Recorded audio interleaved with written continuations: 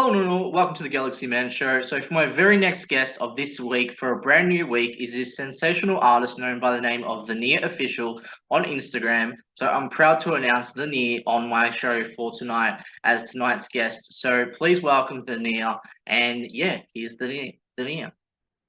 Well, I just want to say hello, by the way, Carly, THENEAR. Um, Welcome to the show for tonight. To people that don't know who you are, if you can introduce yourself and explain a bit about what you do, and then we'll dive right into the questions.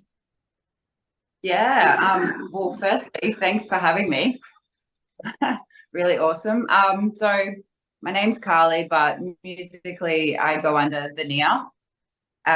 It's a little project my husband and I started a few years back now, maybe 2015. Just started writing a few songs, and then most recently last year actually started releasing. So that's kind of what I do at the moment. It's very singer-songwriter, very ballad heavy, but yeah. I have to ask, by the way, really cool singer's name, by the way, THENEAR. How did you come up with the name, by the way? So it started out as the near. So I guess it's kind of like this phenomenon that it's kind of ironic, you're really close to getting something that you really want to do and you've worked really hard, but you just don't quite get there. Or something happens or another hurdle happens and you've got to jump another hurdle. So it just seems to be something that happens to me quite often. I was get really close to something and then boom, the universe throws you another hurdle. So you're near, but you're not quite there. Yeah. Awesome. So Well, we'll dive right into the questions now. So for my very first question, you've actually released a lot of original songs, and for the first original song, new release called "Find My Way," and you're also releasing a music video for "Find My Way" also in 2 weeks' time. Congratulations. What's how do you come up with the idea of creating this song, and what's the meaning behind this song? Yeah, well, this song was written last year. It was actually it's one of those stories that's COVID times, but it actually was a COVID song. Living on the New South Wales Queensland border, we actually got really, really caught up in that, our family, and basically the kids and I had to go live at my mum and dad's, and my husband had to stay over the border because he worked in Queensland and he had to do quarantine, and we lived literally 5 minutes from the border. So I actually wrote it in one of the upstairs bedrooms at my mum and dad's house, because it was I was just in this space where I had to move everything into storage sheds, had to clean the rental out. And I remember just sitting at the floor of the rental being oh my gosh, what is this world we live in?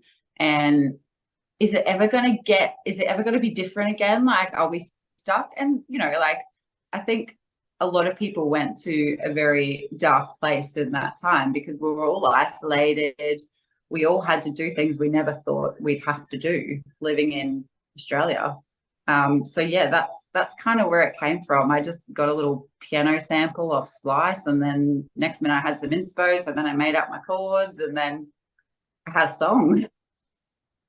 So on to my very next question. So you've also created an original song called Release.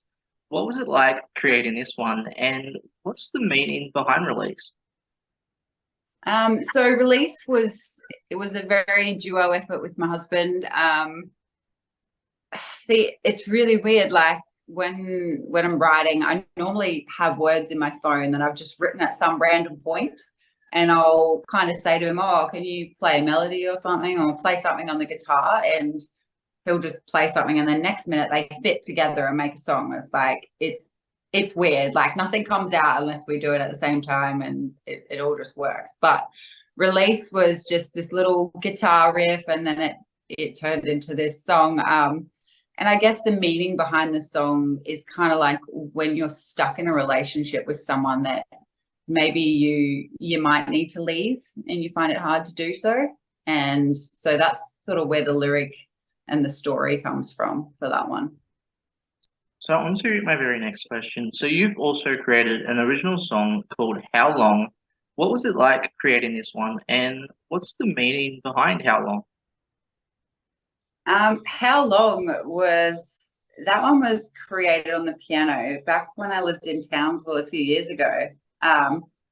So basically, I mean, this one would appeal to all the mothers out there. After having kids, I was kind of like, who am I? I didn't know anymore.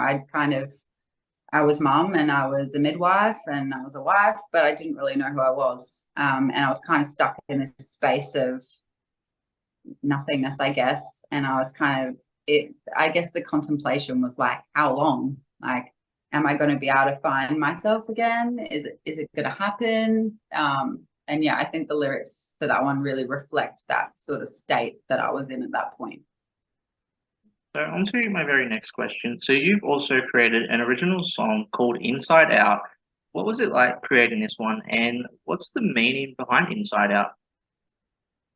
So Inside Out was one of the first songs that my husband and I actually wrote together many, many years ago. It was before I don't even think I even knew how to write songs at that point. It just sort of came.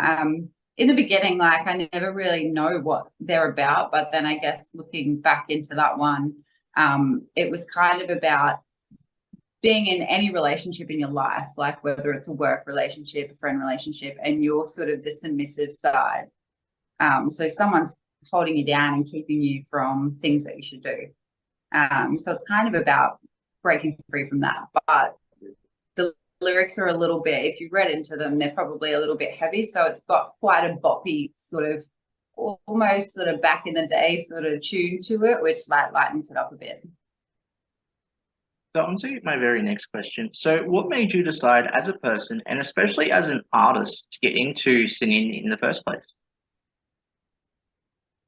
It was a very late in life choice. I always liked singing. I never in my wildest dreams did I ever think I'd know how to write a song. I didn't even know where to start.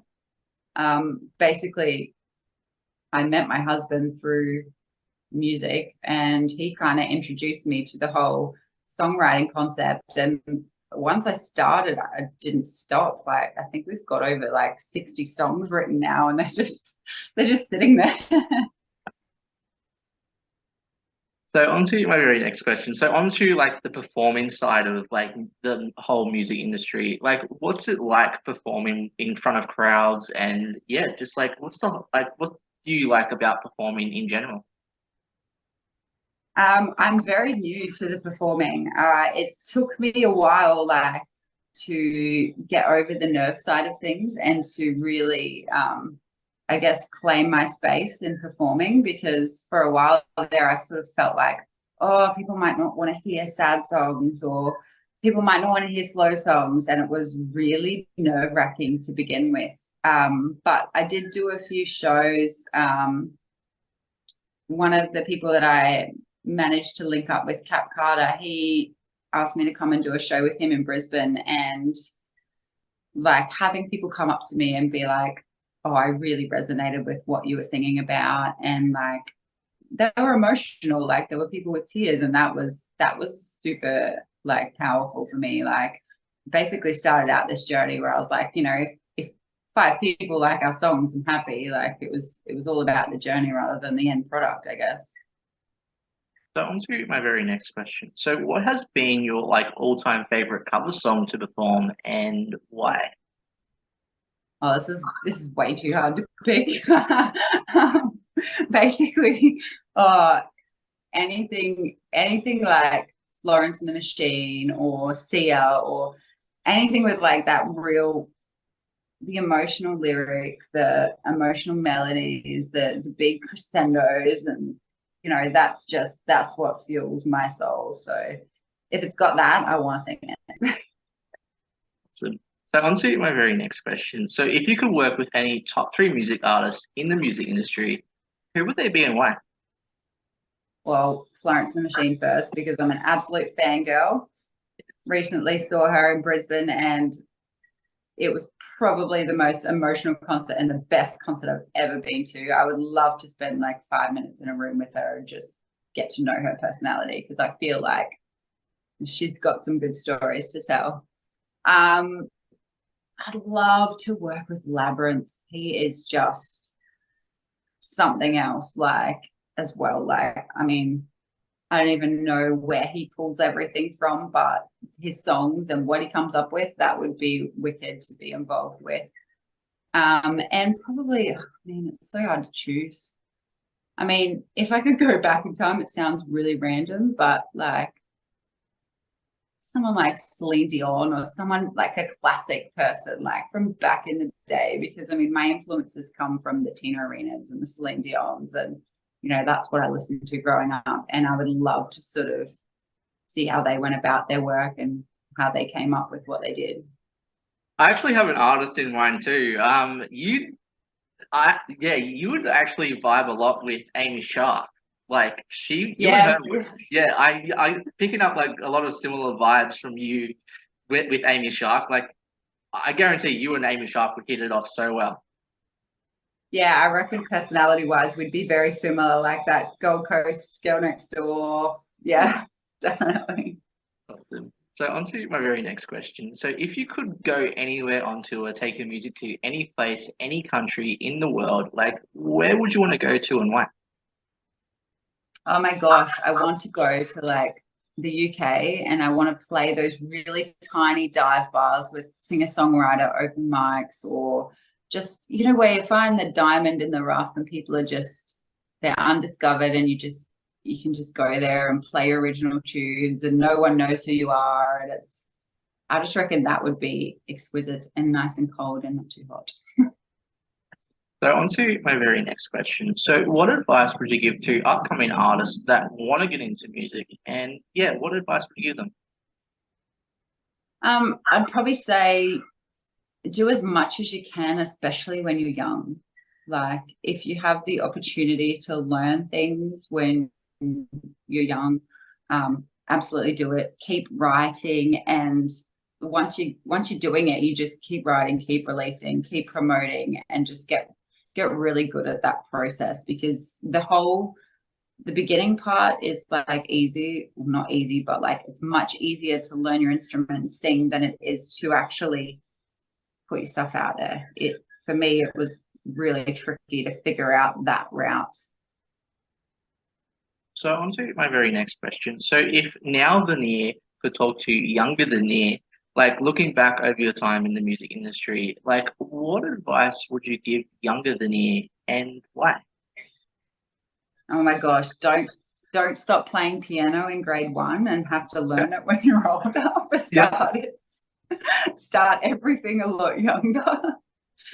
Yeah, starting later on in life is really hard. Like, as an adult, especially an adult with ADHD who cannot stay concentrated on something for too long at a time, like, I think if I sort of followed that path when I was younger without sort of being worried about what people would think, or if it was a career choice, or, you know, like in my brain, it was always, oh, you need to get a degree, you need to get this, you need to get that. And I sort of never even thought of it as something that I could actually do until I was older, and then realized, well, you should just be doing what makes you happy. And I mean, my job does make me happy. It's a beautiful career, but if that's what you want to do, I'd just do it.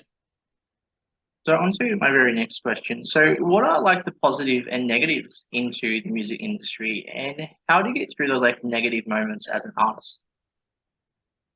Yeah, I mean, like, the positives are you're creating something from nothing. Like, it's an emotional outlet, it's a creative outlet.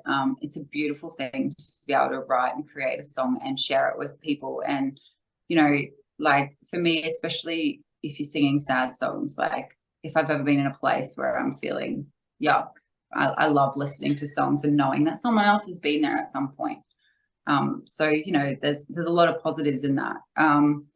With the industry, I guess the negatives are the business side of it. Like, it's hard, it saps the creativity out of you. I found it really taxing to do the release process and the promotion, especially when there's so many avenues you've got to cover: TikTok, Instagram, Facebook, and it's basically like a full-time job, just being able to post and promote yourself. And in this day and age with the constant increasing living costs and things like that, it's really tricky.